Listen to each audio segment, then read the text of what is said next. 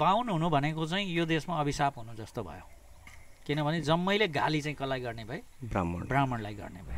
तपाईँले यति समयसम्म अश्वत्थामाको बारेमा सोच्नुभयो भने अब तपाईँले वास्तवमा कल्पना गरौँ, अश्वत्थामासँग कुनै दिन यतै बिर्तामोडतिरै कतै जम्का भेट ट्याक्क भयो र तपाईँले अश्वत्थामा नै हुन् भनेर चिन्नुभयो भने तपाईँ के सोध्न चाहनुहुन्छ? तपाईँको प्रश्न केही हुनेछ?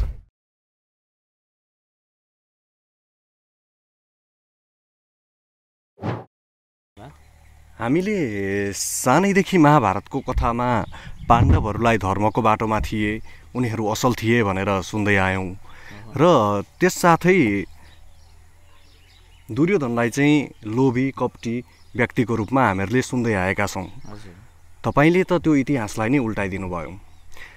मेरो भनाइको मतलब हामीहरूले जो असल छ भनेर जसको समर्थन गर्दै आएका थियौँ र जो खराब छ भनेर जसको विरोध गर्दै आएका थियौँ, तपाईँको पुस्तक पढेपछि त हामी सोच्न बाध्य भयौँ नि सर। तपाईँलाई यो विचार भनौँ या यो दृष्टिकोण महाभारतप्रति कहाँबाट प्राप्त भयो सर? कसरी मिल्यो? विशेष गरेर तपाईँले पहिला त यो प्रश्नको लागि धन्यवाद। यो के हो भने यो कहीँबाट विचार मिल्ने नमिल्ने भन्ने केही पनि छैन। खालि के हो भने महाभारत हामीले हेऱ्यौँ भने महाभारतमा कृष्णलाई हामी लीलाधर भन्छौँ। हजुर हजुर हजुर, लीला हामी साहित्यमा पनि लीला लेखनको कुरा गर्छौँ। लीला लेखनले के भन्छ भने सम्पूर्ण सत्य केही पनि हुँदैन। त्यस्तै महाभारतमा जुन कुरा बताइयो एकोरो वा चाहिँ महाभारतले बताएको कुरा त सही कुरा बताइराखेकै छ, तर व्याख्याताहरूले जुन गलत व्याख्या गरे हामी धेरै जसो मान्छेहरू त्यो गलत व्याख्याको प्रभावमा चाहिँ पर्यौँ। महाभारतले को व्यक्ति ठिक वा को व्यक्ति गलत भनेर इङ्कित गरिराखेको चाहिँ छैन, तर व्याख्याताले चाहिँ गलत व्याख्या गरिदिए। जस्तो तपाईँ हामी दसैँमा टिका लगाउँछौँ, टिका लगाउँदाखेरि आशीर्वाद दिन्छौँ कि आयु द्रोण सुते भनेर। हजुर, श्रीयम दशरथे शत्रु क्षयम राघवे ऐश्वर्य नौसे गतिस्तप भने मानञ्च दुर्योधने। हजुर, मान चाहिँ दुर्योधनको जस्तो होस्, मान चाहिँ दुर्योधनको जस्तो होस् भनेर दसैँमा बाबामाले छोराछोरीलाई आशीर्वाद चाहिँ दिने। अब मान पाउने व्यक्ति त त्यतिकै मान त पाइँदैन नि त। समाजमा तपाईँको असल कर्म नभइकन तपाईँले मान प्राप्त गर्न सक्नुहुन्न। हजुर होइन, हामी कसैले पनि सक्दैनौँ। भनेपछि मान प्राप्त गर्ने व्यक्तिको नाममा हामी आशीर्वाद दिइराखेका छौँ, तर व्याख्या चाहिँ के गरिरहेछौँ भने भरे आशीर्वाद दिइसकेपछि दुर्योधन चाहिँ बदमास, फट्टा, अभिमानी, कोनी के भनेर थुप्रै लोभी भनिरहेछौँ, सत्तामोही यी जम्मै कुराहरू भनेर हामी व्याख्या गर्छौँ। भनेपछि हामी कि त हामीले मन्त्र बुझेनौँ, जुन आशीर्वाद छ त्यो बुझेनौँ, कि त दुर्योधनका पात्र जो महाभारतको सही सन्देश थियो त्यो बुझेनौँ भन्ने यो अन्तर्द्वन्द्व भएपछि नै मैले यो कुराहरूको चाहिँ खोजीहरू अध्ययनहरू सुरुवात गरेँ। त्यो अध्ययन सुरुवात गर्दै जाँदा होइन सर, मैले अलिकति कुरा काट्न चाहेँ। जस्तै हामीहरूले सुन्दै आएको महाभारत, हामीहरूले देख्दै आएको महाभारत, अहिले त महाभारतबाट कोही पनि टाढा हुनुहुन्न, विभिन्न टेलिसिरियलहरू बने, त्यसमा हामीहरूले हेर्दै आएका छौँ। यसमा हामी देख्छौँ दुर्योधनले पाण्डवहरूलाई अलिकति होच्याएको हो कि अथवा पाण्डु राजा भएकोले गर्दाखेरि स्वतः युधिष्ठिरले राजा हुन पाउनुपर्ने अवस्थामा दुर्योधनले हस्तक्षेप गर्न खोजेको हो कि जस्तो देखिन्छ। यो मैले भन्न खोजेको मुख्य कुरा के हो भने दुर्योधनले युधिष्ठिरहरूलाई, पाण्डवहरूलाई अलिकति बढी नै मिचेको जस्तो देखिन्छ नि। लाक्षागृहमा जलाउन खोजेको कथालाई लिएर होस् अथवा शकुनीको कुरामा आएर विभिन्न पक्षबाट पाण्डवहरू हेपिएका छन्, अथवा भनौँ दुर्योधन सानैदेखि दरबारमा हुर्किँदै गए, पाण्डवहरू वन जङ्गलमा भड्किँदै उनीहरूले विभिन्न समयमा दरबार बाहिर पनि जीवन व्यतीत गरेका छन्। दुर्योधनलाई श्लोकमा हामीहरूले मानम च दुर्योधनै भन्दै गर्दाखेरि तपाईँले भन्नुभयो मान दुर्योधनको जस्तो त पाउने। आशीर्वाद पाइसके पछाडि नानीले सोध्छ दुर्योधन चाहिँ को थियो बुवा भनेर सोध्दै गर्दाखेरि दुर्योधन त फटा थियो नि भनेर व्याख्या गरिन्छ भनेर हामीहरूले भन्यौँ। कि त श्लोक बदल्नु पर्यो कि त दुर्योधनलाई असल देखाउनु पर्यो। व्याख्या व्यासकै महाभारतमा चाहिँ दुर्योधनलाई खराब भनिएको छैन। हामीले यसरी बुझ्नुपर्छ। तपाईँ हामीले कुनै पनि कुरालाई धेरै गहिरो तरिकाले बुझ्नुभन्दा पनि त्यसलाई सामान्यकरण गरेर बुझ्यौँ भने धेरै सजिलो हुन्छ। हजुर हजुर हजुर हजुर। जस्तो तपाईँ भने महाभारत अध्ययन गर्नु भने के देखिन्छ भने पाण्डु नपुंसक थिए होइन? हजुर हजुर। राजा पाण्डु नपुंसक थिए, उनका सन्तान हुँदैनथे, तर पनि उनका दुईटी श्रीमती थिए। सन्तान नहुने भएपछि उनीले चाहिँ राज्य त्याग गरेर वन गए। उनले राज्य त्यागेका हुन्। हजुर। त्यागेपछि आँखा मात्रै थिएन तर चेतना त सबै थियो। अब अहिलेको दृष्टिकोणले हेर्नुभयो भने आँखै नहुने बित्तिकै सबै मान्छे चाहिँ असक्षम हुन्छ नि त? हुँदैन। तपाईँ हामीले हेऱ्यौँ भने हजुर धृतराष्ट्रको आँखा न थिएन, बाँकीहरू चाहिँ केही थिएन, चेतना थिएन भन्ने त होइन, उनीसित थियो। त उनीलाई राजा बनाए होइन? हजुर। पहिला पनि उनको दावेदारी थियो, तर आँखाकै कारणले गर्दा पाण्डुको चाहिँ अध्ययन गर्नु भने पाण्डु त कमजोर थिए, धृतराष्ट्र जतिको पनि दह्रो थिएनन्, कमजोर थिए पहिल्यैदेखि नै होइन? कमजोरलाई राजा बनाए। पछि उनले राज्य सम्हाल्न सकेनन्, त्यागे, वनवास गए। वनवास गइसकेपछि त्यहाँ चाहिँ उनका पत्नीहरूले खुल्ला फुक्काफाल भए भन्नुपर्छ, फुक्काफाल भए। अरू नै पतिहरूबाट अरू नैबाट सन्तानहरू जन्माए। हजुर होइन? सन्तान जन्माए। 5 पाण्डवका पिताहरू अलग अलग होइन? 5 जनाका पिता 5 जना छन्। हजुर होइन? अब पाण्डु मरेपछि उनीहरू कता कता घुमिराखे। अब तपाईँ हाम्रो जीवनमा भनौँ, हाम्रो घरकी कोही बुहारी होइन, घरबाट निस्किन्, लोग्ने उतै मर्यो, छोरो उतै मर्यो। पछि उनले अरू नै कसैसित 5 जनासित 4 जनासित 2-4 जनासित घुमेर बेग्ला बेग्लै बाउका बेग्ला बेग्लै सन्तान जन्माइन्। अब तिनी घर आइन् भने हामी स्वीकार्छौँ कि स्वीकार्दैनौँ? हजुर अहिलेको समय परिस्थितिमा त्यो स्वीकार्छौँ कि स्वीकार्दैनौँ? हजुर त्यति मात्रै क्वेसन मेरो। हाम्रो कुनै परिवारले स्वीकार्दैन। तर महाभारतमा हेऱ्यौँ भने धृतराष्ट्रले तिनलाई स्वीकारे। ती कसका छोरा हुन् कसैलाई सोधेन। माता कुन्ती चाहिँ हाम्री बुहारी हो, त्यसकारण उसका सन्तान हाम्रा सन्तान हुन् भनेर पाण्डुका सन्तान भनेर उनीहरूले स्वीकारेनन् मात्रै, पर घर बनाएर तिनीहरूलाई बस्ने खाने व्यवस्थापन गरेनन्, दरबारभित्रै ठाउँ दिए। आफ्ना छोरा जहाँ पढे त्यही गुरुकुलमा पढाए, उनीहरूलाई जे चाहियो सबै थोक दिए होइन? पछि उनीहरूले हामीलाई त पुरै राज्य चाहिन्छ भन्नु थाले। अब राज्य चाहिन्छ भन्न थालिसकेपछि भएको हस्तिनापुर टुक्राएर 2टा राज्य बनाएर उनीहरूलाई राज्यै दिए। अब तपाईँ भन्नुहोस्, धृतराष्ट्रले चाहिँ ती कुन्तीका छोराहरू जो बेग्लै बाउका सन्तान छन्, तिनीहरूमाथि अन्याय चाहिँ कहाँ गरे? अपमान चाहिँ कहाँ गरे? तपाईँ भन्नुहोस्, तपाईँको घरकी कुनै बुहारी त्यसरी हिँडिन् र त्यसरी सन्तान ल्याइन् भने तपाईँ त्यसरी नै ल्याएर शिक्षा दीक्षा दिएर परिवारमा राखेर आधा अंश दिन सक्नुहुन्छ कि सक्नुहुन्न?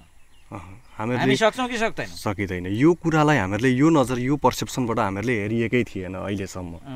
जहाँसम्म सही हुँदै आयो त्यहाँसम्मलाई हेरिएन, अन्तिमको गलती कुरालाई लिएर पछि गलत कहाँ छ होइन, गलत कहाँ छ भन्ने कुरा हेरिए दृष्टिकोण त के हो भने गाली गलोज जुन छ अपव्याख्या, किन मान्छेले त्यसरी व्याख्या गरेको छ मान्छे आफैलाई थाहा छैन। तर्क गर्यो भने मान्छेले त्यो तर्कको उत्तर दिन सक्दैन। तर खालि के हो भने एकोरो दुर्योधन वा धृतराष्ट्रहरू गलत थिए भन्ने अपव्याख्या मात्रै गरिदिए। किन गलत थिए भन्ने कुराको चाहिँ कसैले पनि ठोस उत्तर दिन सक्दैन।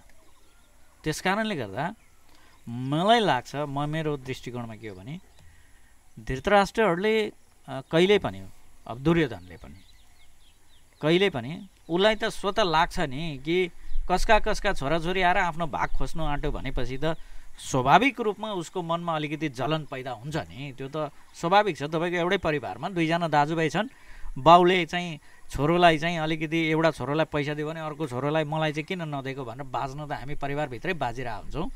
त्यो एउटा सामान्यकरण कुरा हो, व्यवहार परिवारभित्रका कुराहरू। ती परिवारका कुराभित्र त्यत्रो ठुलो बदमासी, त्यत्रो ठुलो अपमान गर्नुपर्ने, दुर्योधनलाई खराब देख्नुपर्ने, धृतराष्ट्रलाई खराब देख्नुपर्ने कारण के छ?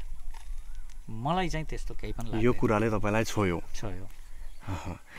तपाईँले अश्वत्थामालाई नै रोज्नुको कारण महाभारतको कथालाई तपाईँले पुनर्लेखन जस्तै एउटा नयाँ दृष्टिकोण दिँदै गर्दाखेरि अश्वत्थामा नै तपाईँको केन्द्रबिन्दुमा कसरी परे सर?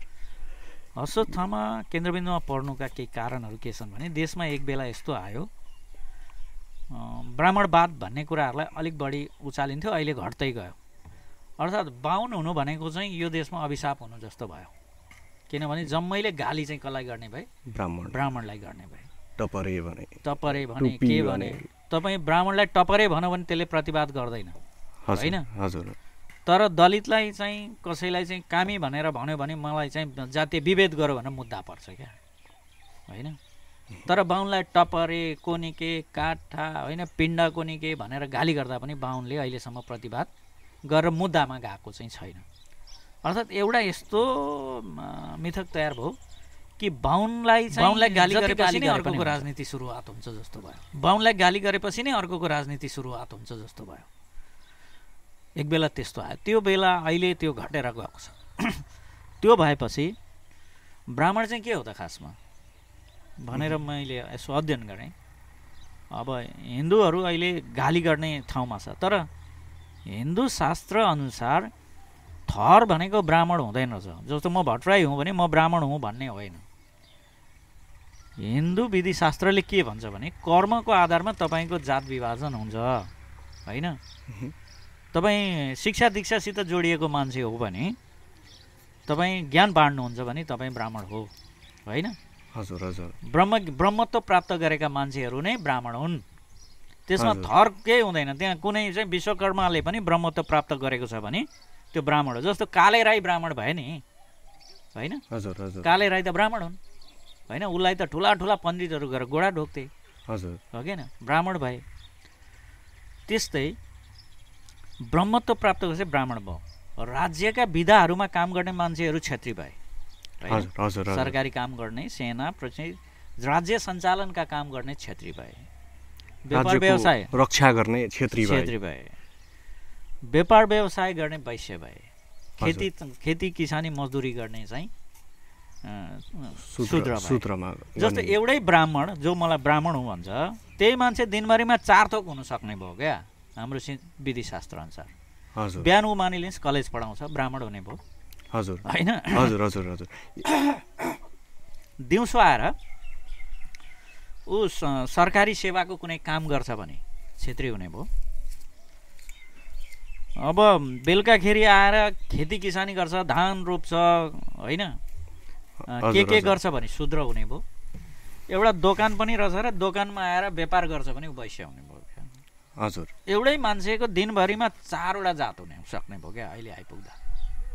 त्यो त्यो त्यो कन्टेक्स्टमा हेर्दाखेरि हामी अथवा त्यसरी परिभाषा गर्दाखेरि ब्राह्मण, क्षेत्री, वैश्य, शूद्र भनेका अलग अलग जात नभएर उनीहरूको कर्मको आधारमा चाहिँ उनीहरू विभाजित छन् भन्ने हामीले बुझ्यौँ। मैले त्यही अध्ययन गर्दाखेरि महाभारतमा चाहिँ ब्राह्मण चाहिँ के हो भन्दा, ब्राह्मण को हो भन्दा, ब्राह्मण के हो भन्दा, ब्राह्मण भनेको उहिलेदेखिको मागी खाने जात रहेछ, होइन?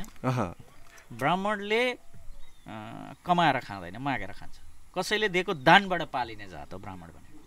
तपाईँलाई शिक्षा दियो, तपाईँले त्यस बापत केही दिनुभयो र पालियो। जस्तो अहिलेका शिक्षकहरू सबै ब्राह्मण हुन् नि, शिक्षा दिए बापत उनले पाएको दक्षिणा पाइन्छ। तर अहिले चाहिँ अब सरकारले दिन्छ। तर उहिले के थियो कि जसलाई पढाइन्छ उसले गुरु दक्षिणा दिन्थ्यो। स्वेच्छाले दिएको गुरु दक्षिणामा चित्त बुझाउनु पर्थ्यो। हजुर, त्यसै कारण त महाभारत हेर्नुभयो भने द्रोणाचार्य कति शक्तिशाली भएर पनि, होइन, उसित आफ्नो छोरालाई खुवाउने, दुध खुवाउनको लागि गाई पनि हुँदैन र ऊ आफ्नो साथीसित, राजासित गाई माग्नु जान्छन्, उसले गाई दिँदैनन्, अपमान गर्छन्। त्यो अपमानको घाउ बोकेर घर फर्किन सक्दैनन्। घर फर्किन नसकेपछि उनी घुम्दै घुम्दै हस्तिनापुर पुग्छन्। हस्तिनापुरले उनलाई, होइन, पाञ्चाल राज्य पुग्छन्। पाञ्चाल द्रौपदले, हजुर, उनको साथी हुन्छन् गुरुकुलमा पढ्दाखेरिको। द्रौपदले अपमान गरिसकेपछि अनि ऊ फर्केर उता पुग्छन् हस्तिनापुरले उनलाई फेरि चाहिँ एउटा गुरुकुल सम्हाल्ने जिम्मा दिन्छन्। गुरुकुलमा उनले शिक्षा दीक्षा दिन्छन्, त्यस बापत उनले पाल्छन्। त्यो अपमानको घाउ जुन छ त्यो घाउ नै महाभारतको उद्गम स्थल जस्तो भएको छ। हजुर, पुस्तकको हजुरले सुरुवातमा यो कुराहरूलाई मजाले भन्नुभएको छ। महाभारतको युद्ध एउटा कारणले भएको थिएन। यहाँनिर जस्तै एउटा हाम्रो समाजमा एउटा भनाइ छ, द्रौपदीले अन्धोको छोरो अन्धो भनेकोले गर्दाखेरि महाभारतको युद्ध भयो भनिएको छ। खासमा त्यो मात्र कारण थिएन, कारण त्यहाँसँग पनि जोडिएको छ। खासमा त्यहीँबाट जोडिन्छ। उनले द्रोणाचार्यलाई जुन अपमान हुन्छ त्यो हामीले के महाभारतमै एक ठाउँ छ, कहाँ छ, ब्राह्मण त्यो पनि अस्त्र चलाउन सक्ने जसलाई हतियारको ज्ञान छ, त्यो मान्छे चाहिँ खतरनाक हुन्छ भनिएको छ क्या। ती द्रोणाचार्य अस्त्र ज्ञानमा पनि थिए, उनी ब्राह्मण पनि थिए, उनी आफै खतरनाक थिए र उनमाथि गरेको अपमान, त्यो अपमानको बदला लिनको लागि उनले द्रुपदसित बदला लिनको लागि उनले पाण्डवहरूलाई चाहिँ तयार गरे र पछि द्रुपदको आधा राज्य गुरुदक्षिणामा लिए होइन। पुरै राज्य दिएको थिए उनीहरूले, गुरुदक्षिणा हुँदै। त्यो फेरि द्रुपदले अपमान चाहिँ बाट बदला लिनको लागि उनले द्रौपदी र धृष्टद्युम्न दुईजनालाई, ती त्यस्ता पात्र हुन् जसको बारेमा खोजी गरिएको छैन, ती दुईटा पात्रलाई धर्मपुत्र र धर्मपुत्री बनाएर स्वीकार्छन्। ती खतरनाक पात्र हुन्, ती दुईजनालाई स्वीकार्छन्। ती स्वीकारेर ल्याएर ती द्रौपदीलाई हतियार बनाएर कृष्णले त्यो चाहिँ हस्तिनापुर भित्र्याएर ती द्रौपदीले द्वन्द्वको बिउ रोप्छिन् र त्यो द्रौपदीले रोपेको द्वन्द्वको बिउ फैलिएर महाभारतको लडाइँ भएको छ। तपाईँ हामी त उहाँ पर हेरिराखेको छौँ, अरू थोकै हेरिरहेको छौँ, दुर्योधनलाई गाली गरिरहेको छौँ, तर युद्ध के कारणले भइराखेको छ त्यसको स्रोत चाहिँ कहाँ हो, उद्गम कहाँ थियो त्यसको खोजी छैन। द्रौपदीलाई किन चाहिँ, द्रौपदी त द्रौपदको पुत्री त होइनन् नि त, आफ्नै पुत्री त होइनन्। हजुर, यज्ञबाट भनेर कथा आउँदै गुरुहरूले त्यसरी सुनाउनुहुन्छ। यज्ञ भनेकै के हो भने, यज्ञबाट भनेको तपाईँले कसैलाई धर्मपुत्र वा धर्मपुत्री बनाउनु पर्यो भने उहिले पनि पूजा अनुष्ठान गरेरै धर्मपुत्र धर्मपुत्री स्वीकार गर्नु पर्थ्यो। अब अहिले पो दर्ता गरेर गर्ने चलन छ त होइन। हजुर, अहिले चाहिँ पहिला पनि त बिहेको प्रचलन भयो। जन्ती किन भए भन्दा ती जन्ती ती बिहेको साक्षी थिए, जतिखेर बिहे दर्ता हुँदैन थियो होइन। तर अब अहिले त दुईजना साक्षी लिएर अदालत जानुभयो भने जन्ती गरिरहनु परेन नि, सिन्दुर हालिरहनु पर्दैन नि त, पर्दैन। किनभने कागजी रूपमा हुन्छ। कागजी रूपमा जुन बेला हुँदैन थियो त्यो बेला गर्ने एउटा प्रक्रिया के थियो भने यज्ञ अनुष्ठानहरूबाटै हुन्थ्यो। यज्ञ गरेर चाहिँ चरु हालेर त मान्छे निस्किँदैन नि, प्र्याक्टिकल्ली त्यो पोसिबल हुँदैन। हुन्थ्यो भने त ईश्वरले खुइ हामी पनि यज्ञ गरेरै निकालिरह हुन्थ्यौँ नि होइन। सन्तान जन्माउनु अरू कुनै काम गर्नुपर्ने थिएन, यज्ञ गर्ने, दुईटा चरु हाल्दिने, मान्छे निस्किने, त्यो होइन। त्यो चाहिँ के हो भने यज्ञमा धर्मपुत्र पूजा गरेर चाहिँ धर्मपुत्र धर्मपुत्री स्वीकारेको हुन् क्या उनीहरूले दुईटा पात्रलाई। र त्यो युद्धको तयारी वा थालनी, जसरी अहिले भर्खर हामीले हेऱ्यौँ भने युक्रेनले 1.5 वर्ष लगाएर रुसभित्र ड्रोन हमला गर्यो भन्छ होइन। त्यस्तै महाभारतको युद्धको तयारीको लागि त्यो एउटा तयारीको चाहिँ अवस्था, त्यो पाञ्चालीहरू चाहिँ होइन। हजुर, मैले सोध्न चाहेँ, जस्तै तपाईँले भन्नुभयो द्रौपदीलाई कृष्णले हस्तिनापुरमा युद्धको मतियार बनाएर पठाए भन्ने खालको कुरा गर्नुभयो। द्रुपदको शत्रुता त द्रोणाचार्यसँग थियो, हस्तिनापुर पठाउनुको पछाडि पनि केही थियो। हस्तिनापुरमा यस्तो थियो, द्रोणाचार्यसित थियो, तर द्रोणाचार्यले त द्रौपदीसित लडाइँ त खेलेनन्। त्यहाँ त पाण्डवहरूले होइन। हजुर, पाण्डवहरूले जितेर दिएको हो नि त उनलाई त गुरुदक्षिणा त। हजुर, गुरुदक्षिणा पाण्डवहरूले जितेर दिया हुन्। त्यो हुनाले हस्तिनापुरसँग दुश्मनी जोडियो र यो यसर्थमा पनि हुनसक्छ कि द्रोणाचार्यको तागत भनेकै हस्तिनापुर थियो त्यति बेला। द्रोणाचार्यको तागत भनेकै उनले जन्माका चाहिँ उनीसित आफू तागत थियो तर ब्राह्मणहरू चाहिँ हतपत शस्त्र अस्त्र उठाइहाल्दैनथे होइन। हजुर हजुर उनीसित त ब्रह्मास्त्र पनि थियो नि त, द्रौपदीलाई चाहेको भए त उनीले नामिट बनाउन सक्थे नि त होइन, आफै सक्थे, आफैमा क्षमता थियो।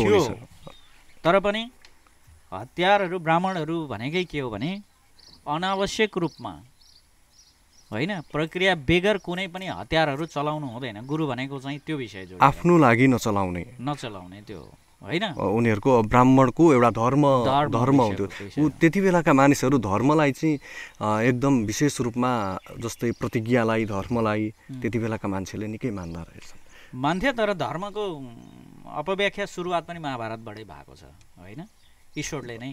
हजुर कसरी यो कुरालाई पनि सर अलिकति जस्तो महाभारतको लडाइँमा हेरौँ भने एउटा धर्मयुद्धको लागि भनेर सुरुवात भयो, तर धर्मै के थियो त्यसको व्याख्या कहीँ पनि भेटिँदैन एउटा। अर्को महाभारतमा जति पनि लडाइँ भए ती लडाइँमा कृष्ण आफैले पनि झुट बोली त्यतिखेरका योद्धाहरू मार्न लगाएका छन् नि त होइन। ल मानिलिनुहोस्, कृष्णलाई हामीले देवता भने उनी धर्मको लागि लडाइँ खेलिरहेको थिए भने कौरवहरू अधर्मी थिए भने उनीहरूले अधर्मीको लडाइँ लड्नु पर्थ्यो अरे होइन। हजुर तर कृष्ण त धर्म लडाइँ गराउन गएका मान्छेले त धार्मिक लडाइँ लडाउनु पर्थ्यो नि त होइन। ढाँटेर द्रोणाचार्यको शिर कटाउनु हुने थिएन होइन। रथबाट उत्रेको चाहिँ कर्णलाई चाहिँ प्रहार गरेर मराउनु हुने थिएन होइन। युद्धको नियममा त्यो पनि निरस्त्रमाथि प्रहार नगर्ने नियम नै बनाएको थियो, निशस्त्रमाथि प्रहार गर्नुहुन्न भन्ने थियो, तर पनि प्रहार गरिया छ। भन्नुको मतलब के हो भने बाणा बनाएर जति पनि त्यहाँ गलत भए त्यो त कृष्णले गराएका छन् नि। त्यस कारणले गर्दा त्यो महाभारतको लडाइँ धर्मको लडाइँ चाहिँ होइन। यसरी हामी के बुझ्नुपर्छ भने महाभारतमा धेरै मान्छेहरू महाभारत अध्ययन चाहिँ गरेका छैनन्, गहिरो अध्ययन त गरे होला नि, तर गहिरो अध्ययन मान्छेहरूसित छैन। हजुर हामी फेरि अश्वत्थामातिरै फर्क्यौँ ल सर।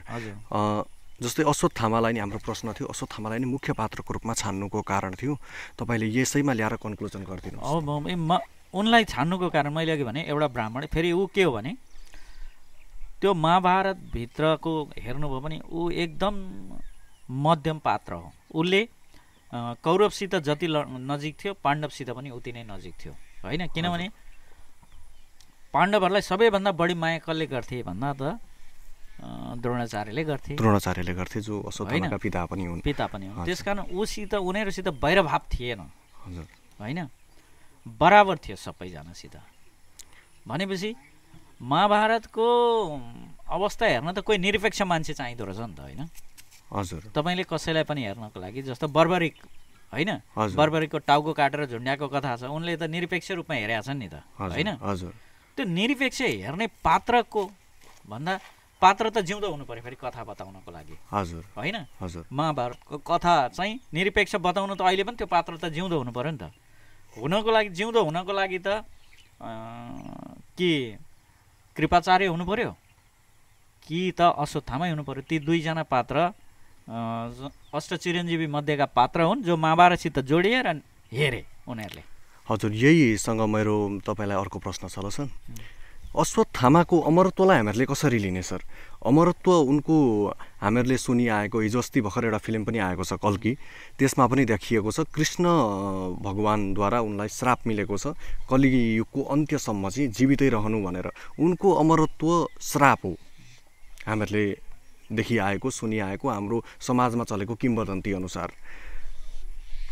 अश्वत्थामा अष्टचिरञ्जीवी मध्येका एक पनि हुन् भन्दै गर्दा उनको अमरत्व पछाडि कृष्णको श्राप नै प्रमुख हो या उनी अमर थिए नै र उनलाई कृष्णले चाहिँ घाउ बोकेर अमर रहनु भनेर श्राप दिएका हुन्? जस्तै मैले भनेको बुझ्नु भयो होला, उनी अमर अगाडिदेखि नै थिए र कृष्णले घाउ बोकेर अमर बस्नु भनेर श्राप दिएका हुन् या उनी नर्मल हामी जस्तै मानिस थिए कृष्णले अमर रहनु भनेर श्राप दिए? होइन, त्यो अश्वत्थामा चाहिँ पहिलेदेखि अमर, उनको एउटा कथा छ, म अहिले यहाँ भुलेँ, अलिकति लामो पनि होला। उनले पहिले अमरत्व प्राप्त गरिसकेका व्यक्ति हुन् होइन। उनले अमरत्वको आशीर्वाद पहिले पाए हुन्। पछि उनको चाहिँ खालि त्यो जुन उसको चाहिँ जन्मैदेखिको मडी थियो त्यो मडी निधारबाट निकाल्ने काम मात्रै कृष्णले गरे हुन्। अब कुनै पनि कारण चाहिँ हामीलाई खालि हामी घटनासित जोडिया हुन्छौँ, कुनै न कुनै विषयका कारणहरू हुन्छन्। हामीले हाम्रा चाहिँ शास्त्रहरू अध्ययन गऱ्यौँ भने पनि के बुझ्छौँ भने धेरै पात्रहरू एउटा युगमा श्राप पाएर अर्को युगमा मोक्ष प्राप्त गरेका थुप्रै कथाहरू छन् होइन। त्यो कथा अनुसार नै यो कथा पनि मैले त्यो कल्की पुराण पढ्या छैन, त्यो फिल्म चाहिँ मैले हेरेँ होइन। तर त्यो कुरा हो भने त्यो हुनसक्छ, त्यो एउटा पात्र अर्को युगमा गएर उसले पाएका घटनाहरूको मोक्ष प्राप्त गर्ने जुन छ त्यो हाम्रा अरू शास्त्रहरूले पनि बताएका कारणले गर्दा त्यो हुनसक्छ। त्यो हजुर, अश्वत्थामा भगवान् शिवको अवतार हुन् भनेर पनि हामीहरूले कहीँ कतै सुन्ने गरेको छौँ। सानोदेखि कथाहरूमा हाम्रो हजुरबुवाहरूले पनि कुरा गर्नुहुन्थ्यो, अश्वत्थामा भगवान् शिवको अवतार हुन् है भन्नुहुन्थ्यो। अश्वत्थामा महाभारतको समयमा प्राय देवताहरू धेरै छन्, स्वयं भगवान् पनि आउनु भएको छ भनेपछि त्यो समय त्यो युगलाई हामीहरूले त्यही युगको चस्मामा हेर्ने हो भने भगवानहरूको दुनियाँ र चाहिँ यही धरती अहिले यसरी पनि बुझ्नुपर्छ। त्यो जस्तो हनुमान, अश्वत्थामा, यी अष्टचिरञ्जीवीहरू जो छन् प्राय अधिकांशको कुरा हुँदा शिवका अंश हुन् भन्ने नै छ शास्त्रीय कुरा होइन। तर अब जुन तपाईँले अहिले भन्नुभयो त्यतिखेरको धर्मको कुरा, युगका कुरा गर्नुभयो, त्यतिखेर देवताहरूको कुरा, मैले चाहिँ यसो के बुझेँ भने हाम्रो महाभारत त्यतिखेरको महाभारतको बेलामा यो भारतवर्ष जुन भनिन्थ्यो, भारतवर्षभित्रका राज्यहरूको लडाइँ चाहिँ देखाइएको छ क्या त्यहाँ होइन। त्यहाँदेखि बाहिरको चाहिँ देखाएको छैन। हजुर, बाहिर अरूतिर जस्तै त्यति बेला पनि अमेरिका थियो होला, अस्ट्रेलिया थियो होला, त्यतिखेरका आफ्ना नाम थियो होला, ठाउँ थिए, जमिन थिए। अहिले पनि तपाईँ अहिले हेर्नुभयो भने पाकिस्तान चाहिँ हतियार लिनको लागि चीन गइराखेको छ होइन। हजुर होइन, इन्डिया चाहिँ उहाँ फ्रान्स गइराखेको छ, रसिया गइरहेको छ, अमेरिका गइराखेको छ। भन्नुको मतलब हतियार बनाउने ठाउँहरू त त्यो शक्ति केन्द्रहरू त त्यतिखेर पनि थियो होला, ती बेग्लै थियो होला, ती यो भारतवर्षभित्र जोडिएका थिएन होला होइन। अनि ऊ पनि आसाम तर्दै होइन कहाँ पुगेको चाहिँ अर्जुन भन्ने छ नि त होइन। त्यस कारणले गर्दा ती महाभारतवर्षभन्दा बाहिरका राज्यहरू जो थिए त्यसलाई बेग्लै राज्य वा देवताकरण गरेको थियो कि त्यतिखेर होइन। त्यहाँबाट चाहिँ उनीहरूले चाहिँ त्यतिखेरका उन्नत हतियार ल्यायो होला होइन। मैले कथाको सुरुमा भनेको छु जस्तै त्यति बेला अहिले अमेरिकालाई हामी विश्वको शक्ति देशको रूपमा हेर्छौँ। अमेरिका यति पावरफुल छ कि उसले चाह्यो भने दुनियाँलाई क्षणभरमै ध्वस्त पारिदिन सक्छ, उसँग त्यो खालको हतियारहरू छ। त्यति बेला त्यो युगमा भारत त्यस्तो देश थियो जोसँग क्षणभरमा पृथ्वीलाई ध्वस्त पारिदिने हतियारहरू थिए। ब्रह्मास्त्र थियो, पशुपदास्त्र थियो, त्यस्ता हतियारहरू बोकेर हिँड्ने व्यक्ति थिए, राष्ट्रिय होइन, व्यक्तिहरू थिए। अर्जुन थिए, अश्वत्थामा थिए, भीष्म थिए, 2-4 जना यस्ता व्यक्ति थिए जसले क्षणभरमा पृथ्वीलाई ध्वस्त पार्न सक्थे। कथा आउँछ नि अर्जुन र अश्वत्थामाको ब्रह्मास्त्रलाई व्यासले रोकेका थिए किनभने पृथ्वी ध्वस्त हुन सक्थ्यो भनिएको छ। त्यो समयमा भारत नै शक्ति राष्ट्र थियो कि अहिलेको अमेरिका जस्तो? होइन, म त्यसरी बुझ्दिनँ। किन बुझ्दिनँ भने उनीहरूले जति पनि ती हतियारहरू लिए ती उनीहरूले आफैले उत्पादन गरेका होइन, काहीँ कसैसित तपस्या गरेर कसैलाई खुसी पारेर लिएको कथा हामी बुझ्छौँ। हजुर, मन्त्रबाट हुन्थ्यो सायद। मन्त्र त दिए नि, मन्त्र भनेकै के हो भने सूत्र हो नि त। हजुर, फर्मुला दिए। अब सूत्र भन्दा पनि फर्मुला भनौँ त होइन। तपाईँको ब्रह्मास्त्र बनाउने फर्मुला दिए भने ब्रह्मास्त्र बनिने होला होइन। हजुर, त्यसरी। हजुर, प्र्याक्टिकल्ली बुझ्दाखेरि हामीहरूले त्यसलाई त्यसरी नै बुझ्नुपर्छ। जस्तो उनीहरूले आफै कमाएको त होइन, आफै गरेको। त्यो रामायणमा यस्तो रामले यस्तो गरेर गरेर पुलो त त्यो सट्ट तीर निकाल्ने भन्ने होइन, त्यो गर्यो होला। तर उनीहरूले फर्मुला गरेर बनाउनु त पर्यो होइन। हजुर, बनाउनु पर्यो नि त, उनीहरूसित त्यसको त टेक्निक त हुनु पर्यो। त्यो टेक्निक हुनुलाई कसैले त दिनु पर्यो। जस्तो हेर्नुभयो भने महाभारत हेर्नु भने महाभारतको लडाइँ लडाउनको लागि परशुरामले कृष्णलाई सुदर्शन चक्र हस्तान्तरण गरेका छन् हो पछि अन्तिममा त्यो सुदर्शन चक्र उनको फिर्ता जान्छ त्यसपछि उनी शक्तिहीन हुन्छन् होइन महाभारतको लडाइँ सकिएपछि हजुर त्यहाँ पनि जान्छौँ सर अहिले होइन हजुर मैले भने के भने परशुरामले जसको कथा हामी पढ्छौँ हाम्रो उसमा परशुरामले खै 7-8 चोटि कतिचोटि त क्षेत्रीविहीन बनाएका थिए धरती भन्ने छ होइन हजुर हजुर क्षेत्री काटेर राजाहरू काटेर 21 पुस्तासम्म 21 होइन चाहिँ क्षेत्रीहरूलाई चाहिँ पृथ्वीमा बस्नै नदिने म अहिले कन्फ्युजन भएँ उनले कतिचोटि त्यो क्षेत्रीहरू काटे मारे पछि उनले त के भने अबको युग तिम्रो युग हो अब तिमी यी क्षेत्रीलाई तल लगाऊ भनेर हस्तान्तरण गरेका छन् र उनको निर्देशनमा कृष्णले महाभारतको लडाइँ लडाएर सबै क्षेत्री सकेका छन् तपाईँ हामी त्यहाँ अध्ययन गर्दैनौँ हामी त यहाँ चाहिँ धर्म र कोनिकेको कुरा गरिरहन्छौँ कृष्णले परशुरामको निर्देशनमा त्यो सकेका छन् क्या त्यतिखेरका शक्तिशाली क्षेत्री सबै मासेका छन् अब यहाँ कुरो आउँछ के हो भने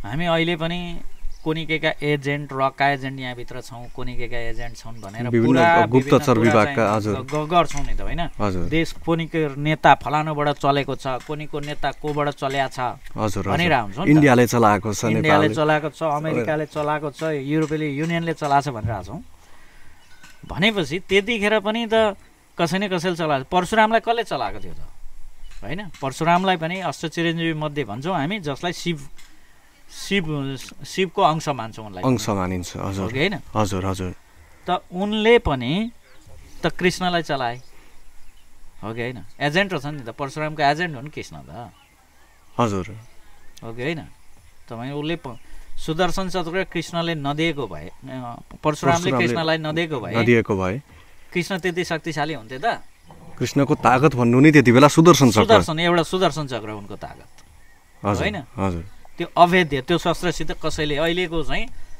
परमाणु बम हजुर निशाना लक्ष्य साधेर जसको नाम तोकेर सुदर्शन चक्र छोड्यो जता गए पनि खेदी त्यसैलाई मारेरै छोड्छ नासेरै छोड्छ त्यो त्यसबाट जोगिन कोही हजुर यो प्रसङ्ग आउँदै गर्दा सर शिशुपालको कुरा आउँछ नि शिशुपाललाई इन्द्रप्रस्थमा अश्वमेध यज्ञ भइरहेको बेला शिशुपालले कृष्णको 100 चोटि गाली गर्छन् त्यति बेला सुदर्शन चक्रको प्रयोग भएको छ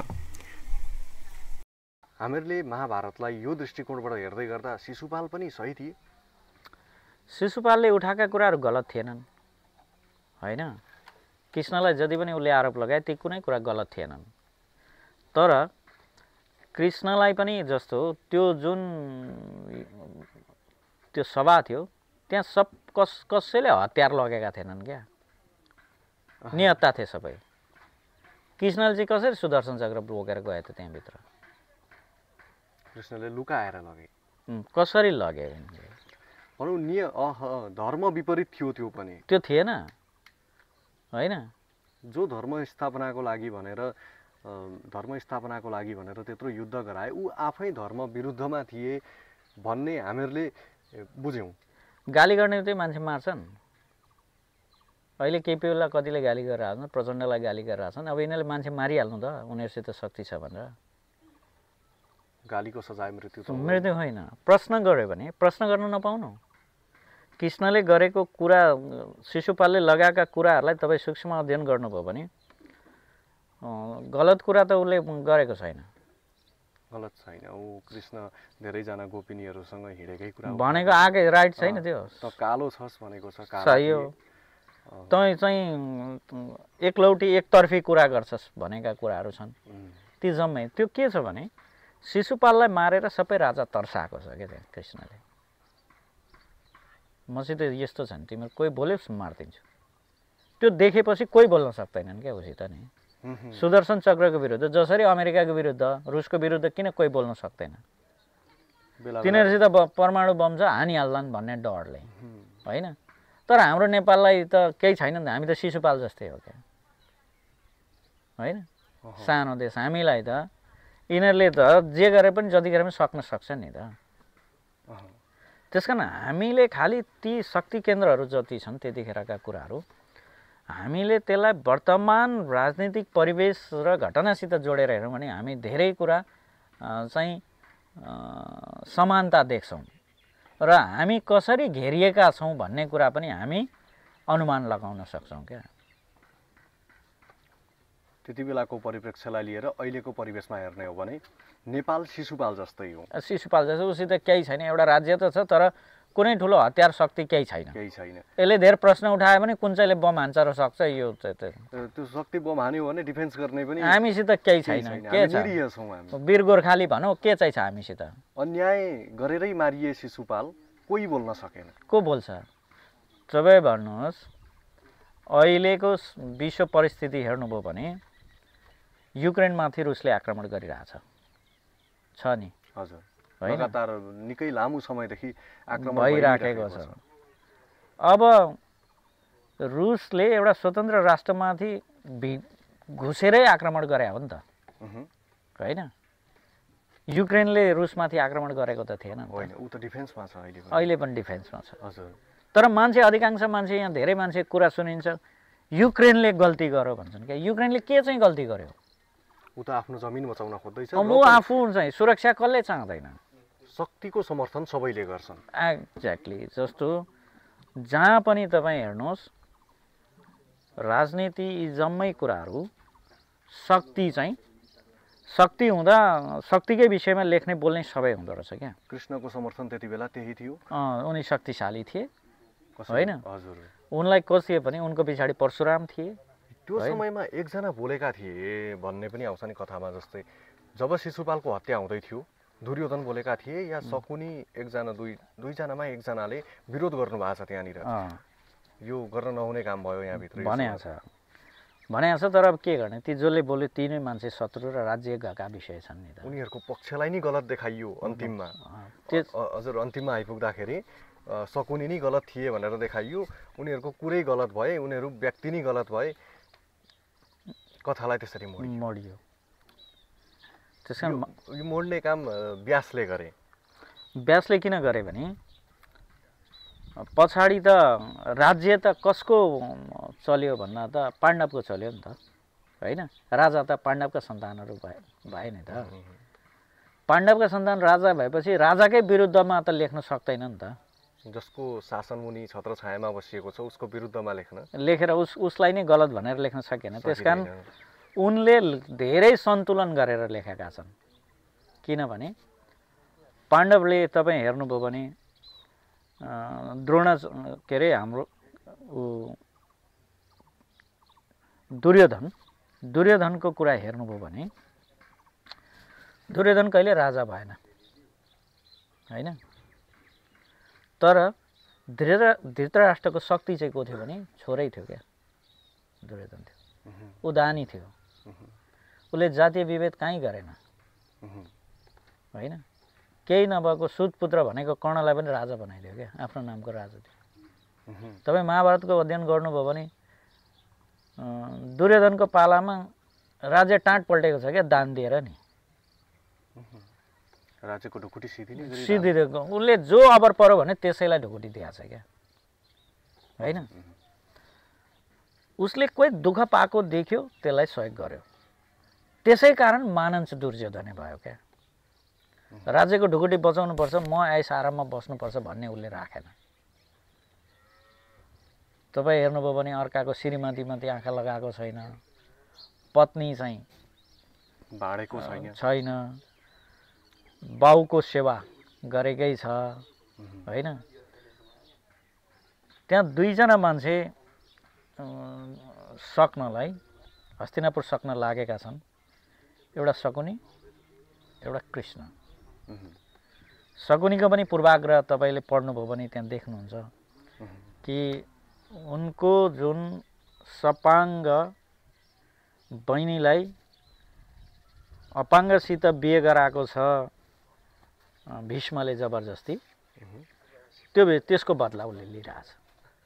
त्यो किन लियो भन्दा भीष्मले उसको त्यो दिदीलाई बिहे गराउनको लागि उसको सारा सन्तान मारिदिएको छ क्या, मारिदिएको छ क्या।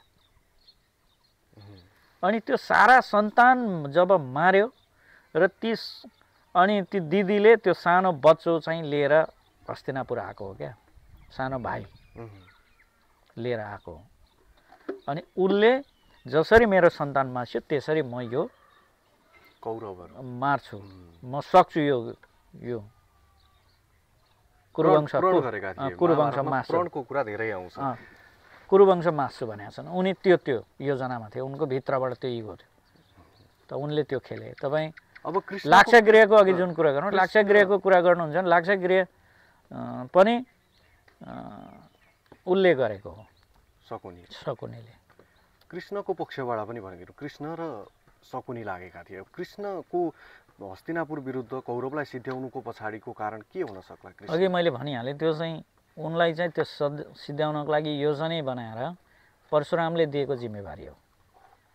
अबको युग तिम्रो भनेर उनी त एजेन्ट हुन्, परशुरामका एजेन्ट हुन्। मैले अघि भनिहालेँ, अहिलेको सिधा सादा भाषामा उनलाई परशुरामले गरेका थिए र त्यसैको त्यो योजनामा, त्यो योजना कहीँ खुल्दैन महाभारतमा, तर तपाईँ त्यति टपिक हेर्नुभयो र अनुमान लगाउनु भयो भने तपाईँ बुझ्नुहुन्छ परशुरामले उनलाई जुन जिम्मेवारी दियो त्यो जिम्मेवारी अन्तर्गत उनी काम गरिरहेका थिए।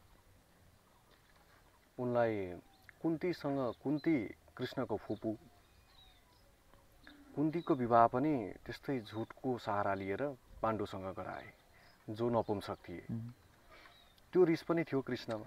हुनसक्छ उनले केही न केही पूर्वाग्रह भएरै उनले गरिरहेको थिए। ती जम्मै घटनाहरू त्यहाँ सबैको केही न केही त जोडिएकै छ, त्यसमा केही छैन। कसको पूर्वाग्रह कोसित साध्नु छ, कसलाई के साध्नु छ, ती जम्मै कुराहरू जोडिँदै गयो। अश्वत्थामा उपन्यासलाई हामीहरूले अहिलेको परिप्रेक्ष्यमा, अहिलेको समयकाल अनुसार दाँजेर हेर्नु पर्यो भने कसरी लिन सकिन्छ? यो उपन्यासलाई हामीहरूले अहिलेको समयमा कसरी तुलना गर्न सकिन्छ होला सर? यो उपन्यास पहिलो कुरो त महाभारतभित्रको विषयवस्तु भएकोले गर्दा संसारमा महाभारत जुन किताब छ त्यो मात्रै एउटा यस्तो किताब हो जसभित्र तपाईँ संसार भेट्नुहुन्छ। जसलाई जुन विषय चाहियो त्यही विषय भएकोले गर्दा महाभारतको त्यति धेर महत्त्व भएको हो।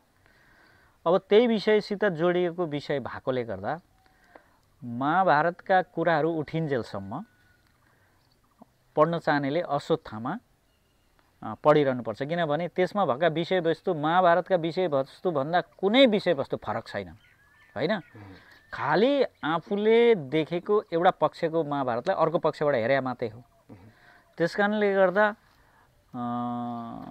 ब्राह्मणहरूले जसले चाहिँ व्यासमा बसेर अपव्याख्या गरे, ती अपव्याख्यालाई नै सही मान्ने कि त्यसको अर्को पक्ष पनि छ भनेर हेर्न चाहनेको लागि महाभारत रहन्जेलसम्म यो किताबको महत्त्व रहन्छ। अर्को रह्यो अहिलेको परिप्रेक्ष्यको कुरा।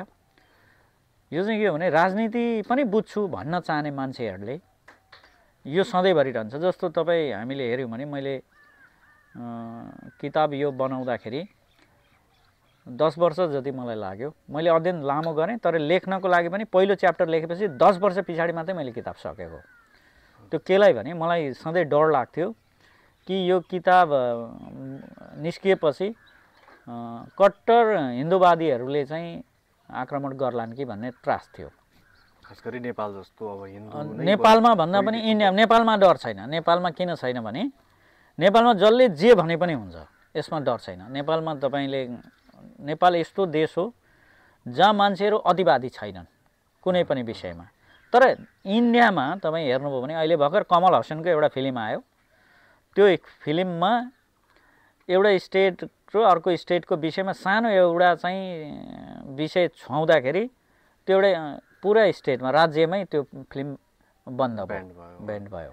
नेपालमा तर अब मेरो हिन्दूहरू मात्र छैनन् होला, अलिकति अतिवादी नै छैनन्। छैनन् हिन्दूमा होइन, कुनै पनि जातिको अतिवाद छैन क्या, कुनै पनि जातिभित्र अतिवाद छैन।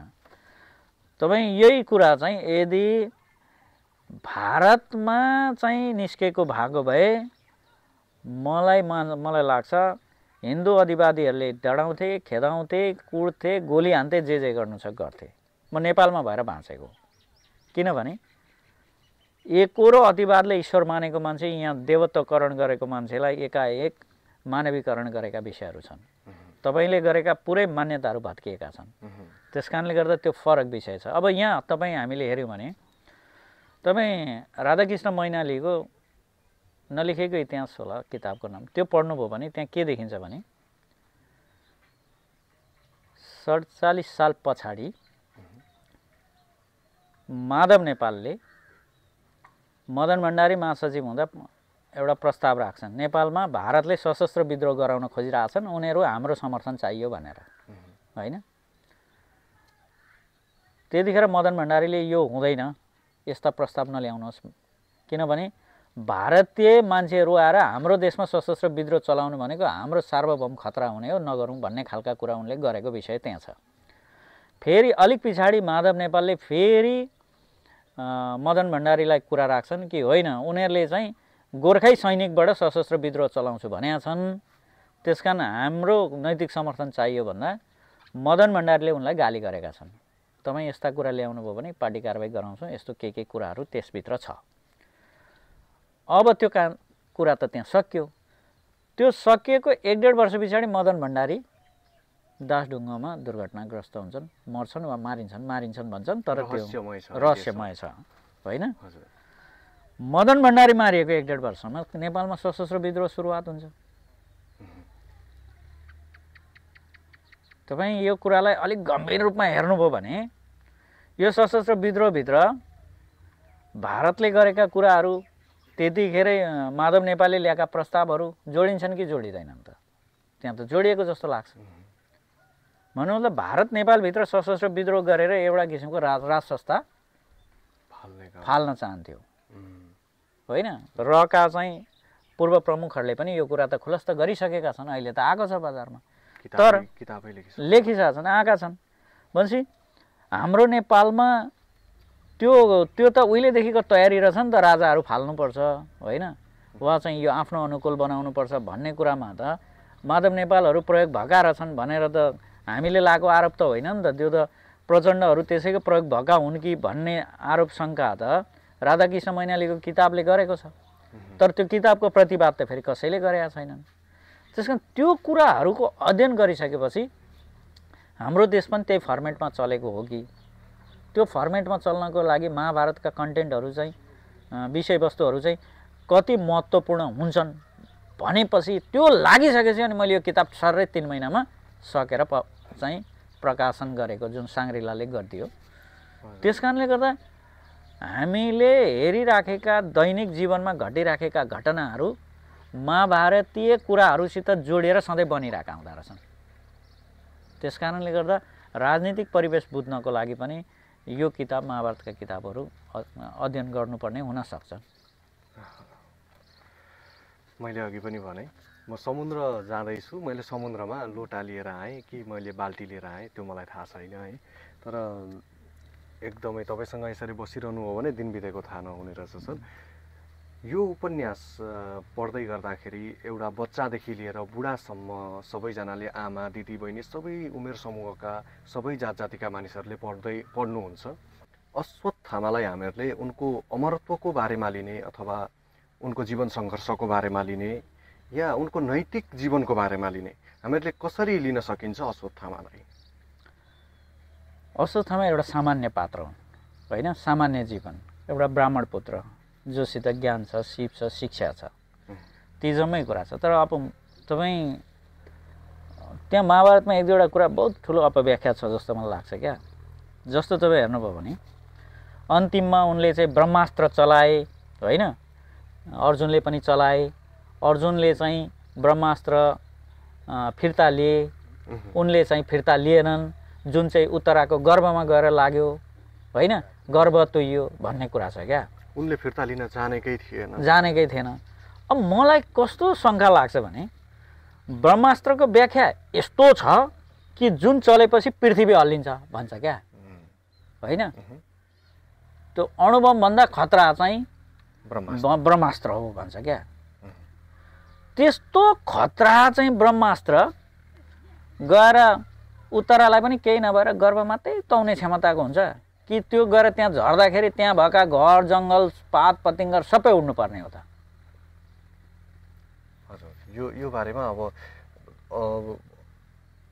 ब्रह्मास्त्रको व्याख्या कसरी गरिएको छ भनेर पनि ब्रह्मास्त्र सुदर्शन चक्र जस्तै जहाँ ताकेर जेको लागि हानियो त्यही मात्र जाने खालको अस्त्र होइन ब्रह्मास्त्र पड्काइसकेपछि त्यो यति खतरनाक हो कि त्यसले त्यो सबै पृथ्वी ध्वस्त पार्छ भन्छ क्या। त्यो एउटा रूप भयो ब्रह्मास्त्रको। ब्रह्मास्त्रको अर्को रूप अश्वत्थामाले पनि कथामा मैले कता कता सुने जस्तो लाग्छ, रूप परिवर्तन गर्न चाहिँ सक्थे अरे अश्वत्थामाले, र उनले गर्भमा लगेर टक्क नानीमा। मलाई के लाग्दैन भने ब्रह्मास्त्रको व्याख्या त्यसरी सजिलो होइन। ब्रह्मास्त्र चाहिँ एउटा यसो जाऊ यसो भित्र गर्भमा गएर यसो कहाँबाट गएर रे मात्रै हानेर आऊ होइन, होइन त्यो चाहिँ ब्रह्मास्त्रले रे मात्रै हानेको भयो नि त। केही भएको छैन होइन, विकिरण मात्रै लागेर गर्भ तुन्नु पर्यो नि त विकिरण, होइन विकिरण मात्रै हानेको हुने भयो।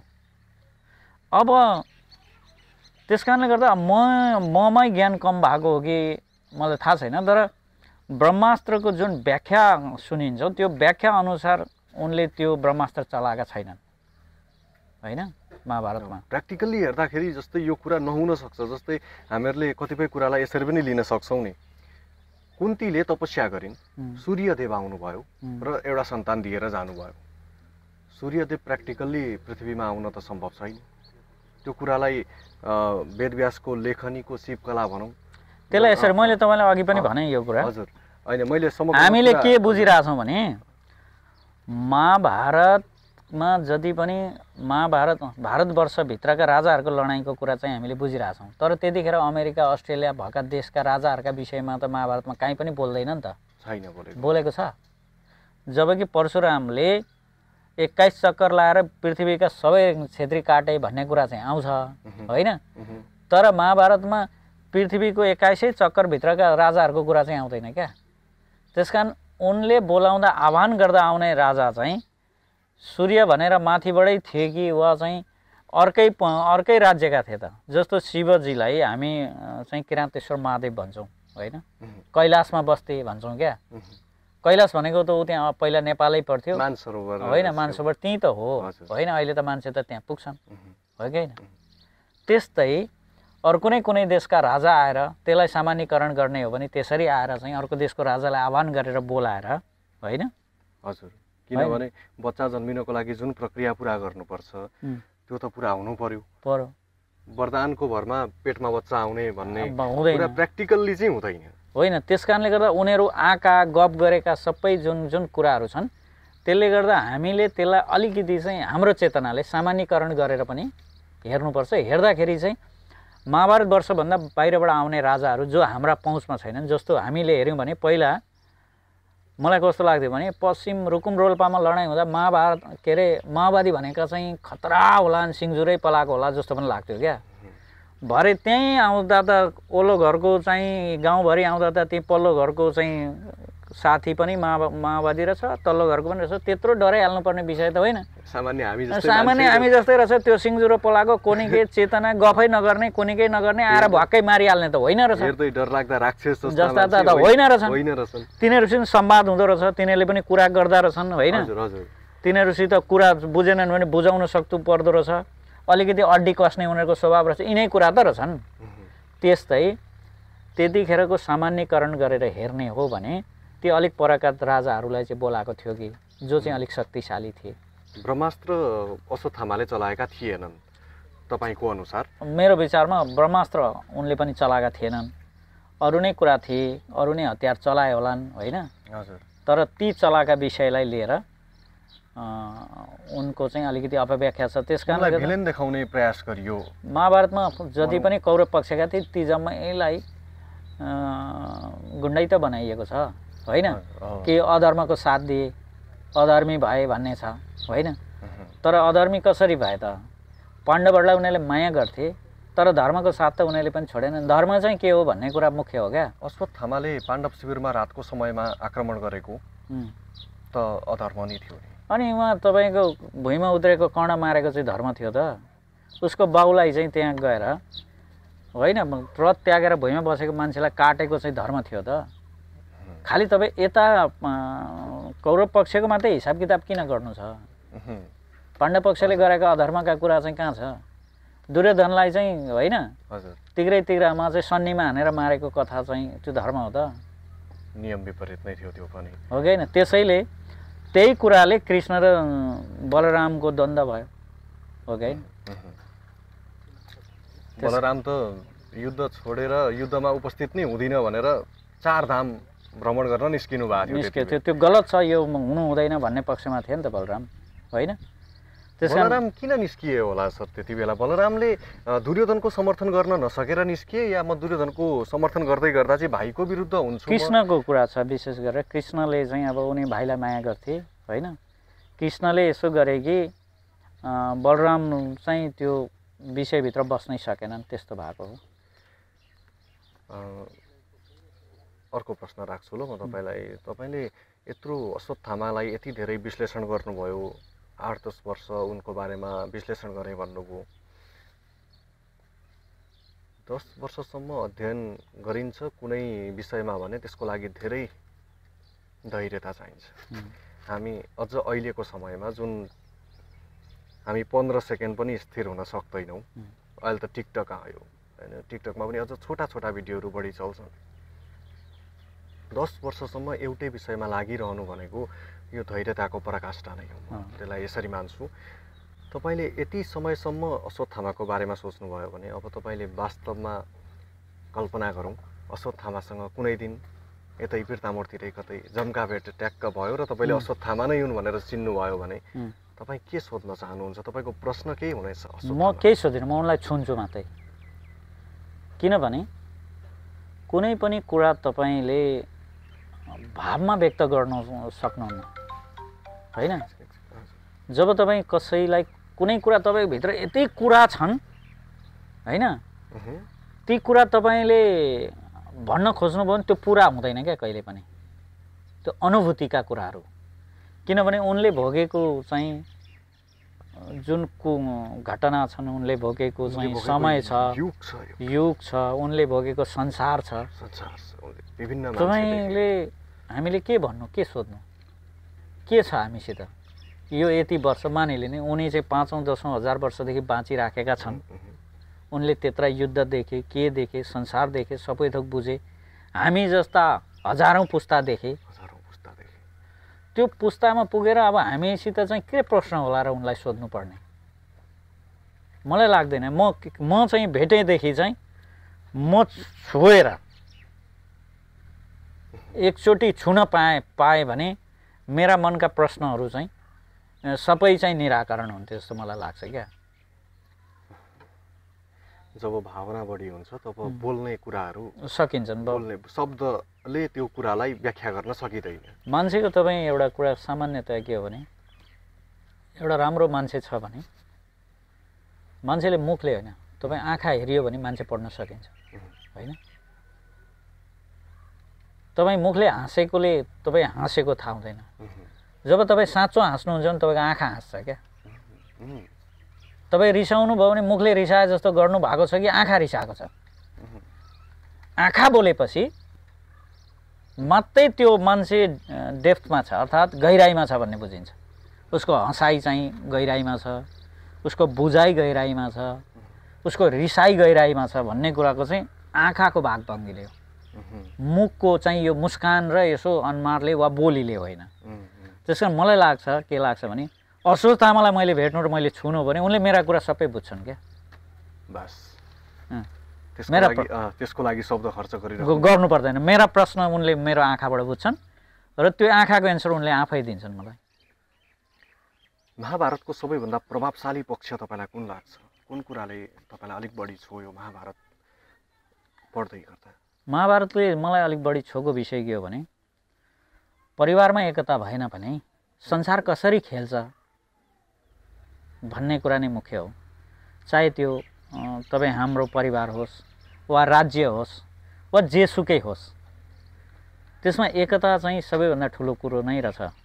र महाभारतले बुझाएकै कुरा पनि जम्मा त्यति नै छ कि एकता छ भने पाण्डवहरूको एकता, होइन, जुन चाहिँ एकता, र कौरवहरूको बिचमा उनीहरू कौरवहरूको पनि एकता छ, एकता त छ। तर उनीहरू एउटै परिवारको भित्र भए पनि उनीहरूभित्रको अन्तरसङ्घर्ष जुन छ त्यो अन्तरसङ्घर्षलाई अरूले कसरी खेले,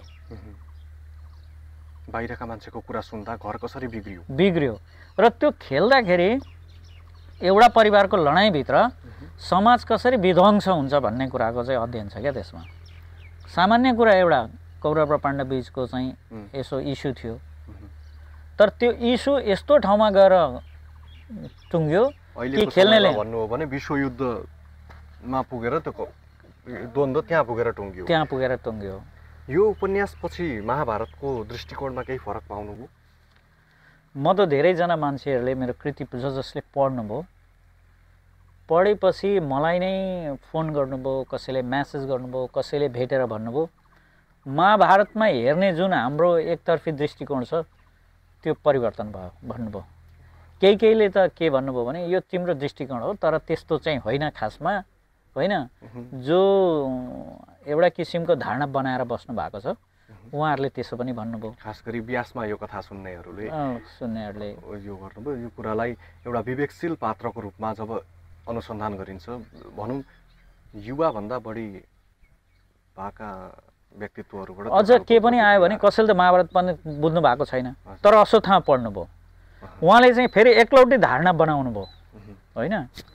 अनि धारणा बनाउनु भयो र उहाँ के भन्नुहुन्थ्यो भने अब चाहिँ महाभारत पढ्नुपर्ने भयो भन्नुहुन्थ्यो क्या होइन। अश्वत्थामा पढेर महाभारत पढ्ने जिज्ञासा पनि जाग्यो उहाँहरूलाई, त्यस्तो पनि भएको छ। ठिक छ सर, हामी लगभग अन्तिमतिर आइपुग्यौँ है। तपाईँको उपन्यासका पाठकहरूले अश्वत्थामाको कथाबाट के सिकुन् भन्ने तपाईँलाई लाग्छ? अश्वत्थामा पढिसकेपछि कृति पढेपछि सबैले केही न केही त सिक्ने नै हो, अवश्य सिक्छन्। र पनि तपाईँको मेरो विशेष आग्रह चाहिँ के हो भने धारणा चाहिँ एकलौटी धारणा हामीले कुनै पनि विषयमा ठ्याक्कै बनाउनु चाहिँ हुँदैन, सम्झिनुपर्छ। पहिला हामी होइन जस्तो चालको तेस्रो नियम पनि छ नि त होइन, प्रत्येक क्रियामा समान्तर विपरीत प्रतिक्रिया हुन्छ भनेर पढ्यौँ हामीले होइन। अर्थात् माथि जानु पर्यो भने पनि तल पनि ठेल्नुपर्छ होइन। अर्थात् राम्रा र नराम्रा विषय सँगसँगै आउँछन्। तपाईँ हामी कसैलाई नराम्रै मात्रै देखिरहनु पनि हुँदैन, त्यसका राम्रा पक्षहरू पनि अध्ययन गर्नुपर्छ। अर्थात् कुनै पनि विषयलाई सन्तुलन बनाएर हेर्ने दृष्टिकोण चाहिँ बनाउनुपर्छ। निष्पक्ष भएर पनि कतिपय कुरालाई हेर्नुपर्ने पर्छ। दृष्टिकोण बनाउनको लागि तपाईँ हामी एकतर्फी दृष्टिकोणमा चाहिँ अडिनु हुँदैन। त्यस कारणले गर्दा कुनै पनि कुराको पहिलो अहिले चाहिँ हाम्रो समाज त्यस्तै बनेको छ कि कुनै पनि घटनाको पहिलो प्रतिक्रिया दिइहाल्ने होइन। एउटा समाचार आयो मानिलिनुहोस्, अहिले माधव नेपालको समाचार आयो भने माधव नेपाललाई गाली गलौज गर्ने चाहिँ आइरहेको छ क्या होइन। तर माधव नेपालका राम्रा पक्ष चाहिँ छन् कि छैनन्, उनी जुन विषयमा उनी दोषी हुन् त्यो दोषीको कुरा गाली गर्नुपर्छ। तर उनले गरेका सत्कर्मका सबै गाली त गर्नु हुँदैन नि त होइन। प्रचण्डका चाहिँ खराबी छन् भने उनका खराबीका कुरा गर्नुपर्छ। देउवाका केपीका राजनीतिकर्मीहरूले दिएका बदमासीका कुराहरूमा गाली गर्ने, तर उनीहरू 100मा 100% खराब त होइनन् नि त। उनीहरूका राम्रा पक्ष छन् भने राम्रा पक्ष पनि यी चाहिँ राम्रा पक्ष हुन् भन्नुपर्छ। तपाईँ हामी कहीँ पनि हामी सबै राम्रा पनि छैनौँ, सबै खराब पनि छैनौँ। हामीभित्र आफआफ्ना दुर्गुण के छन् भन्ने कुरा त हामीलाई मनभरि थाहा छ नि, तर पनि हामी राम्रो हुने प्रयास त गरिराखेका छौँ। त्यस कारणले गर्दा कृति पढ्नेहरूलाई चाहिँ मेरो अनुरोध के हो भने हामीले कुनै पनि विषयको धारणा बनाउँछौँ भने धारणा बनाउनको लागि दुई पक्ष अध्ययन चाहिँ पहिला गरौँ, निष्पक्ष बस्न सकौँ। र जब हामी निष्पक्ष धारणा बनाउन थाल्छौँ अनि मात्रै सभ्य समाज, सभ्य राष्ट्र होइन, सभ्य गाउँ, सभ्य समाज बन्न सक्छ। महाभारतका अन्य पात्रलाई लिएर फेरि अरू कुनै यस्तै उपन्यासहरू लेख्ने सोच्नु भएको छ? छैन, मैले छैन। अरू थुप्रै कृति पात्रको बारेमा थुप्रैले लेखिरहनु भएको छ। म त्यो विषयमा चाहिँ म अब लेखेको छुइनँ, तर एउटा समाज परिवर्तनका विषयमा एउटा कृति जुन हाम्रोमा जात जातिका विषय के राजनीतिक रूपमा कुनै कृतिको बारेमा तपाईँ हाम्रा श्रोताहरूलाई बताउन चाहनुहुन्छ भने थोरै त्यसको बारेमा छोटोमा केही बताइदिनु। होइन, मैले अहिले एउटा अध्ययन त गर्दैछु, तर अब म अहिले नै त्यसैलाई व्यापक रूपमा बताउन पनि सक्दिनँ, किनभने नगरिसकेको कुरा भरे गरेन भने भने जस्तो मात्रै हुन्छ। तर एउटा चाहिँ म हाम्रो देशका मा भएका जात जातिहरूको विषयलाई लिएर यो विशेष गरेर बसाइसराई जाने होइन, समाजको चाहिँ स्वरूप परिवर्तन हुने, यो स्वरूप परिवर्तन हुनको लागि चाहिँ राजनीतिक रूपमा र सामाजिक रूपमा के विषयले असर गर्दो रहेछ होइन, ती विषयलाई लिएर एउटा कृति तयार गर्नको लागि अध्ययनमा छु। अब कति वर्ष लाग्छ मलाई थाहा छैन। अध्ययन गरिसकेपछि लेख्न मलाई समय लाग्दैन। म सुई एकदम भित्र बसेर 3 महिना 4 महिनामा जस्तो मेरो अश्वत्थामा मैले 3 महिनामा लेखिसके हो। पहिलो च्याप्टरदेखि बाहेक पहिलो च्याप्टर लेखेर 10 वर्ष लाग्यो, तर बाँकी च्याप्टर मैले 3 महिनामा लेखेँ। त्यस्तै 28 साल मैले अध्ययन गर्न मलाई 72 सालदेखि झन्डै 8-9 वर्ष लाग्यो, तर म 4 महिनामा बसेर मैले लेखिसके हो होइन। 4 महिना भन्दा पनि त्यसलाई हामीहरूले 10 वर्षको रूपमा बुझ्न सकिँदैन र त। होइन, 4 वर्ष मलाई अध्ययन गर्न लाग्यो। हजुर, लाग्नुभएको त जब तपाईँ अध्ययनमा लाग्नुभयो किताबमा लागिहाल्नु भनेछ होइन। त्यो यस्तो छ, अध्ययन के हो भने हामी हरेक विषयको अध्ययन त डेली गरिराखेका छौँ, दैनिक गरिराखेका छौँ होइन। तर जब तपाईँ बसेर लेख्न थाल्नुहुन्छ, लेख्ने मैले समय अवधिको मात्रै कुरा गरेको होइन। कम्प्युटर समातेर अब मैले चाहिँ सुरु गरेँ भनेर अन्त्य गरेँ भन्ने अवधि चाहिँ 4 महिना जति लागेको थियो मलाई त्यसमा। त्यस्तै अब हुन्छ सर, अब हामी लगभग अन्तिममै आइपुग्यौँ है। मैले तपाईँलाई जस्तै के सोध्न चाहेँ भने हाम्रो श्रोताहरू धेरैजना हुनुहुन्छ, तपाईँका पाठकहरू धेरैजना हुनुहुन्छ, उहाँहरूभित्र पनि धेरै खालका प्रश्नहरू होलान् जुन मैले अहिले तपाईँलाई सोध्न छुटाएँ। उहाँहरूले पर्सनल्ली तपाईँसँगै कुराकानी गर्न चाहे भने कुनै माध्यमबाट तपाईँसँग कुराकानी गर्न सकिन्छ? होइन, मसित अब सकिन्छ, किन सकिँदैन। मसित चाहिँ अब के माध्यम होला सर? मेरो चाहिँ अब फेसबुकमा मेसेन्जर पनि छ होइन, इमेल छ मेरो। के नाममा छ फेसबुकमा? मेरो कुमार भट्टराई भन्ने नै छ फेसबुक होइन। इमेल छ kumarbhattarai066@gmail.com भन्ने। हजुर। अर्को छ वाट्सएप नम्बर छ 9856282250। त्यसमा पनि वाट्सएप गरेर पनि कुरा गर्न सकियो होइन। हजुर हजुर। अनि यसरी विभिन्न माध्यमबाट, जुन माध्यमबाट पनि उहाँहरूलाई जिज्ञासा लाग्यो भने प्रश्न लेखेर सहज लाग्छ त्यसैबाट तपाईँसँग उहाँहरूले आफ्नो जिज्ञासा अथवा प्रश्न राख्न सक्नुहुन्छ। भोइस रेकर्ड पठाउनु भने म भोइसबाट पठाइदिन्छु, लेखेर पठाउनु भने म लेखेर पठाइदिन्छु, जसरी पनि गर्न सक्छु। हुन्छ, प्रविधिको भरपुर सदुपयोग गर्न सक्नु भने। हजुर, हाम्रा श्रोताहरूको लागि केही विशेष सन्देश छ तपाईँको लागि? पहिला कुरा त के हो भने हाम्रोमा कुनै पनि कुराहरू हेर्ने तर नबुझ्ने छ क्या। पाठकहरू पढ्ने तर त्यसको मर्म नबुझ्ने। हजुर होइन। एउटा पुरा किताबले एक लाइन मात्रै चाहिँ जीवनमा बुझ्यो भने पुग्छ। हेर्नेले पनि मनोरञ्जनको लागि हेर्नुभन्दा त्यो विषयले मैले चाहिँ के शिक्षा पाएँ वा मैले जीवनमा आफूलाई, आफ्नो लयलाई यसले दिएको सन्देश चाहिँ कहाँ प्रयोग गर्न सक्छु होइन, त्यो कुरा चाहिँ हामीले बुझ्न सक्यौँ। हेरेका कुरा, सुनेका कुरा, पढेका कुरालाई गर्न सक्यौँ भने काम लाग्छ। जस्तो के छ भने शिक्षा र संस्कारको कुरा आउँछ क्या। म ठाउँ ठाउँमा भन्छु, तपाईँ सबै कुरा चुरोट खानु हुँदैन भन्ने जान्नुभयो भने तपाईँ शिक्षित हुनुभयो। तर अब म चुरोट खाँदिनँ भनियो भने र खान छोडियो भने चाहिँ संस्कारी भयो क्या। हाम्रो आइन्द्र दाजुलाई संस्कारी हुन भन्नु, उहाँ खाइरहनुहुन्छ कि होइन, तर उहाँले खानु हुँदैन भन्ने नै जान्नु भएको छैन र खाइरहनु भएको छ भने चाहिँ त्यो फेरि फरक पर्दैन। फेरि 1000 रुपियाँ लगाएर दाँत सफा गर्नुभयो, अब भोला खाँदिनँ भनेको मान्छे अघि त खोलेर खाँदै हुनुहुन्थ्यो।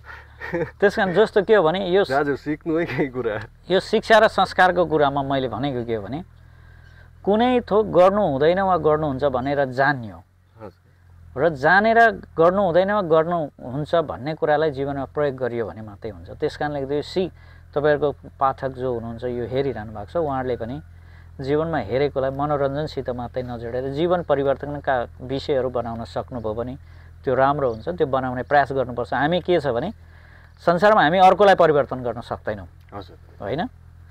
त्यस कारण अरूलाई परिवर्तन गर्न नसक्ने विषयमा हामीले जोड गर्नु हुँदैन। आफूलाई परिवर्तन गर्ने, हामी आफू परिवर्तन भयो भने हामीलाई देखेर अर्को एकजना परिवर्तन हुन्छ। जीवनमा संसार परिवर्तन गर्ने जिम्मा लिनु हुँदैन। मेरो अनुसरण गरेर जीवनमा अरू एकजना परिवर्तन गयो भने मेरो जीवनको लक्ष्य पुरा भयो भन्ने सोच्यौँ भने समाज परिवर्तनमा सहयोग हुन्छ। पाठकहरूलाई पनि तपाईँहरूको जीवनमा राम्रा पक्षहरूले, राम्रा मान्छेहरू परिवर्तन हुने पक्षमा अघि बढुन्। यही धन्यवाद, शुभकामना दिन चाहन्छु। धन्यवाद। अश्वत्थामा उपन्यास यस पछाडि हाम्रो पोडकास्ट हेरिसके पछाडि अश्वत्थामा उपन्यास कस्तो रहेछ अझ डिटेलमा, किनभने यहाँ त हामीहरूले सबै कुरा त गरेका छैनौँ। धेरै कुरा जान्नको लागि त उहाँहरूले किताबै पढ्नुपर्ने हुन्छ। उहाँहरूले किताब खरिद गर्न चाहनुभयो भने केही उहाँहरूको लागि सरल सुविधायुक्त कुनै प्लेटफर्म छ कहाँबाट खरिद गर्न सक्नुहुन्छ? त्यो अनलाइनबाट त्यो थुप्रै कुन अनलाइनमा चाहिँ के त माध्यमहरू छन् होइन। अब यो नेपालभरि त त्यो सम्पूर्ण पुस्तकले साङ्ग्रिला प्रकाशनले गरेकोले गर्दा साङ्ग्रिला प्रकाशन मार्फत त्यो सम्पूर्ण पुस्तक मार्फत पनि लिन सकिन्छ। नजिकको पुस्तक पसलहरूमा पनि तपाईँहरूले चाहिँ भन्नुभयो भने उहाँहरूले उपलब्ध गराइदिनुहुन्छ। हस्, हुन्छ सर। व्यस्तताको बावजुद एकदम राम्रो समय दिनुभयो, राम्ररी कुरा गरियो। गाग्रो लिएर आएँ अथवा बाल्टी लिएर आएँ त्यो दर्शकहरूले पनि हेरिदिनु होला। तर तपाईँले समय दिनुभएकोमा आभारी छु। धन्यवाद। तपाईँहरूले पनि मलाई बोलाउनु भयो, यति कुरा राख्ने मौका दिनुभयो, धेरै धेरै धन्यवाद।